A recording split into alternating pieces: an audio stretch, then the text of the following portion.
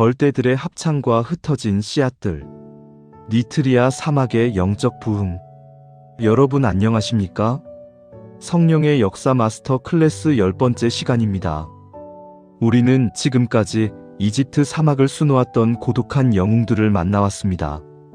안토니우스는 홀로 마귀와 싸웠고, 파코미우스는 담장을 치고 공동체를 만들었으며, 마카리우스는 아무도 없는 깊은 광야에서 기적을 행했습니다. 그런데 오늘 우리가 찾아갈 곳은 조금 다릅니다. 이곳은 더 이상 고독한 곳이 아니었습니다. 이곳은 마치 꿀냄새를 맡고 모여든 벌떼처럼 수천 명의 수도사가 바글거리는 거대한 영적 도시였습니다.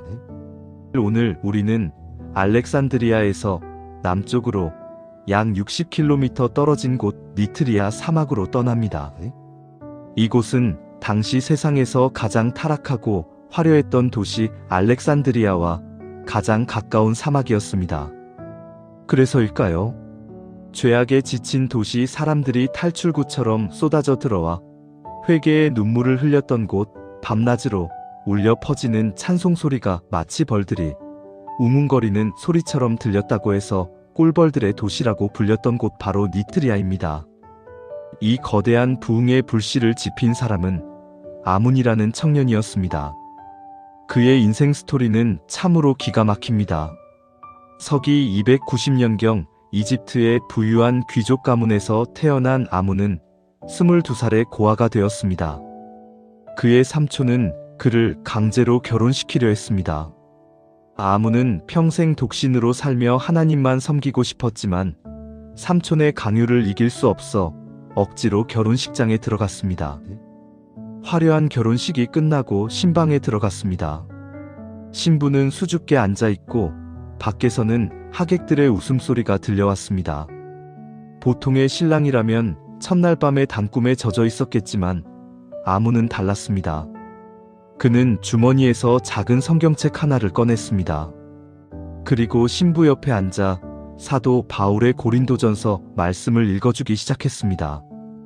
결혼하는 자도 잘하거니와 결혼하지 아니하는 자는 더 잘하는 것이니라. 육체의 일은 썩어질 것이나 영의 일은 영원하리라. 여러분 상상해 보십시오. 첫날 밤에 신부에게 성경을 읽어주며 동정을 지키자고 설득하는 신랑이라니요. 하지만 놀랍게도 그 순간 성령님께서 신부의 마음을 만지셨습니다. 아문의 간절한 눈빛과 하나님의 말씀이 그녀의 영혼을 울린 것입니다. 신부는 눈물을 흘리며 말했습니다. 당신의 뜻대로 하겠습니다. 우리 육체의 부부가 아니라 영혼의 동반자가 됩시다. 그날 밤 그들은 부부의 연을 맺는 대신 손을 잡고 밤새워 기도했습니다. 그리고 그날부터 무려 18년 동안 한 집에 살면서 오누이처럼 지냈습니다. 18년이 지난 어느 날 아내가 아문에게 말했습니다. 여보, 이제는 때가 된 것 같아요. 당신의 영성이 너무 깊어져서 이 좁은 집에 갇혀있기에는 아깝습니다. 이제 저를 떠나 더 넓은 곳으로 가십시오. 저도 이곳에서 수녀들을 모아 공동체를 만들겠습니다. 아문은 아내에게 큰 절을 올리고 집을 떠났습니다. 그가 향한 곳이 바로 니트리아 사막이었습니다. 아문은 그곳에 작은 오두막을 짓고 본격적인 수행을 시작했습니다. 그의 명성은 금방 퍼져나갔습니다. 알렉산드리아의 화려한 생활에 염증을 느끼던 청년들이 짐을 싸서 니트리아로 몰려들었습니다. 순식간에 수백 명 아니 수천 명의 사람이 모여들었습니다. 아문은 당황했습니다. 그는 스승 안토니우스를 찾아가 상담했습니다. 안토니우스는 식사를 마친 뒤 서쪽을 가리키며 말했습니다.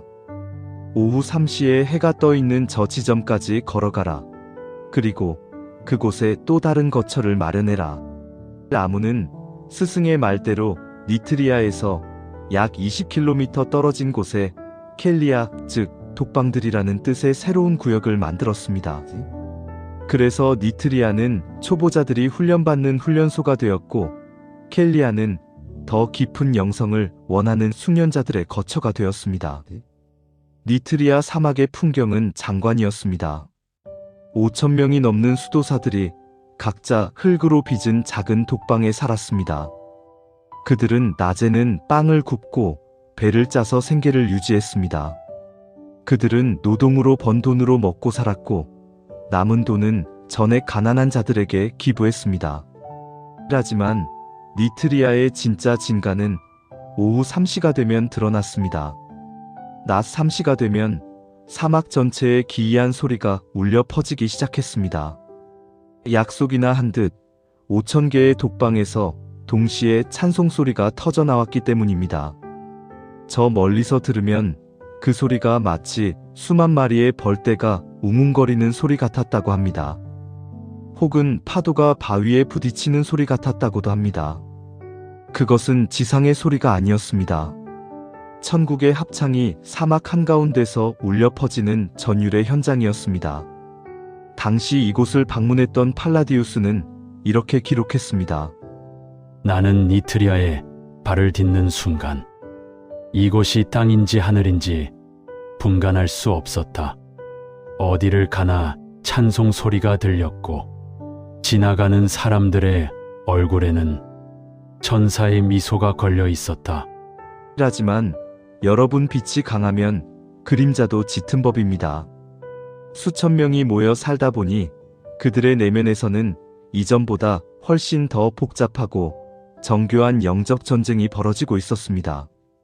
안토니우스의 시대에는 사탄이 사자나 뱀 같은 맹수의 모습으로 나타났지만 니트리아의 시대가 되자 사탄은 수도사들의 생각 속으로 침투하기 시작한 것입니다. 우울감, 지루함, 허영심, 질투 같은 아주 미세하고도 파괴적인 감정들로 위장하여 공격해왔습니다. 이 보이지 않는 내면의 전쟁터에 혜성처럼 등장한 인물이 있었습니다. 바로 사막의 천재라 불리는 에바그리우스 폰티쿠스입니다. 그는 당대 최고의 도시 콘스탄티노플에서 잘 나가던 고위 성직자였지만 영혼의 위기를 겪고 사막으로 도망쳐온 사람이었습니다. 그는 사막의 독방을 영혼의 실험실로 삼아 인간의 심리를 해부하기 시작했습니다. 에바그리우스는 수도사들을 괴롭히는 악한 생각들을 8가지로 정리했습니다. 탐식, 음란, 탐욕, 슬픔, 분노, 아케디아, 허영, 교만. 이것이 바로 훗날 중세 가톨릭 교회가 정리한 7대 죄악의 뿌리가 되었습니다. 그 중에서도 에바그리우스가 발견한 가장 무서운 적은 바로 6번째 죄 아케디아였습니다. 우리말로는 나태라고 번역되지만 에바그리우스는 이것을 대낮의 마귀라고 불렀습니다. 상상해 보십시오. 사막에 뜨거운 태양이 내리쬐는 오후 이 시경이 됩니다. 할 일은 없습니다. 그때 갑자기 견딜 수 없는 지루함과 짜증이 밀려옵니다. 에바그리우스는 이 상태를 이렇게 묘사했습니다.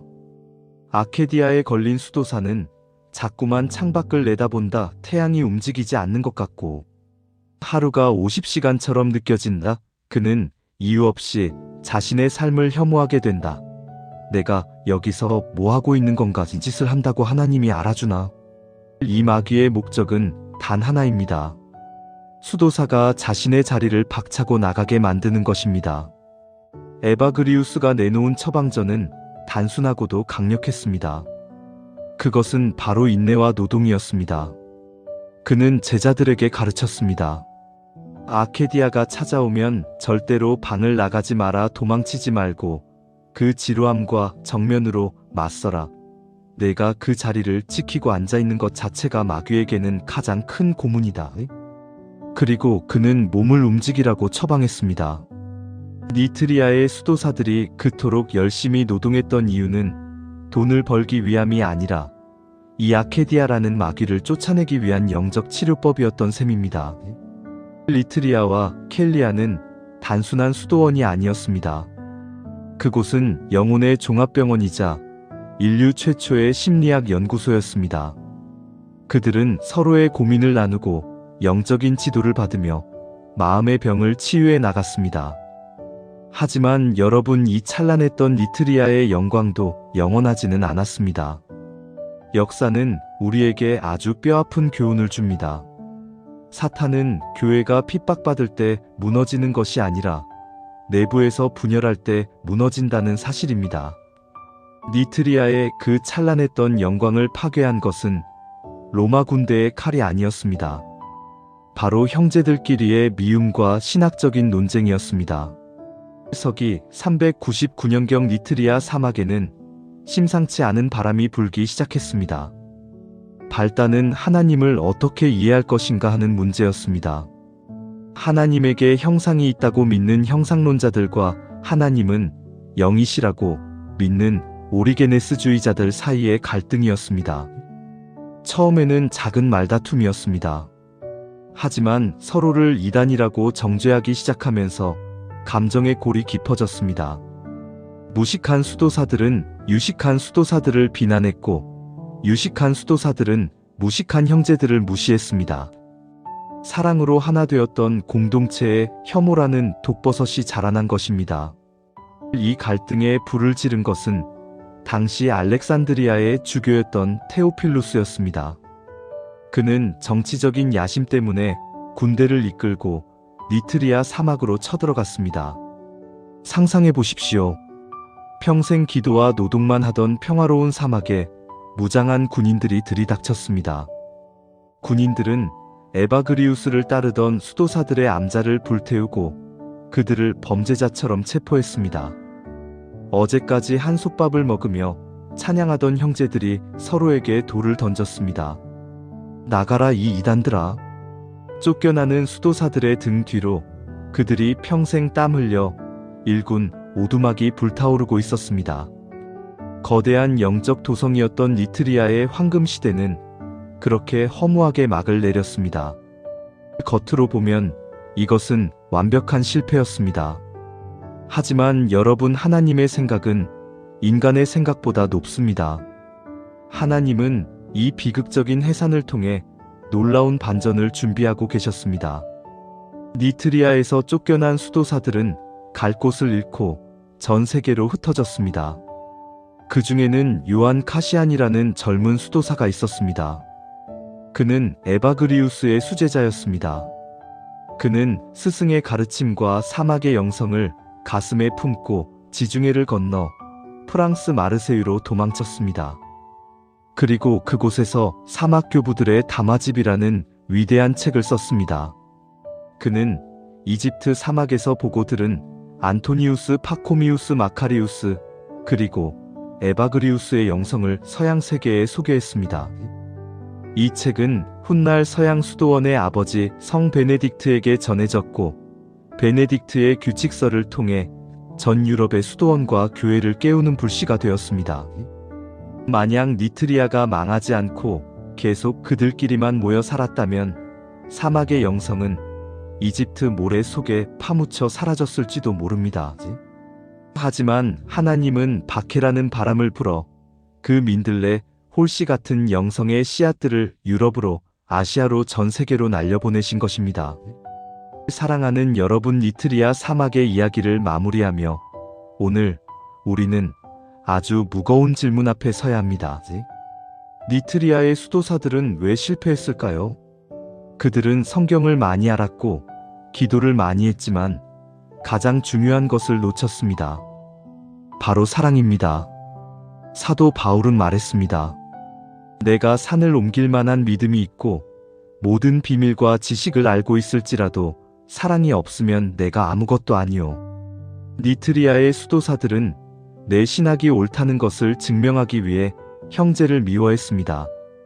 내가 맞고 너는 틀렸다는 교만이 들어오는 순간 그 거룩했던 공동체는 지옥으로 변했습니다. 오늘날 한국 교회도 마찬가지입니다.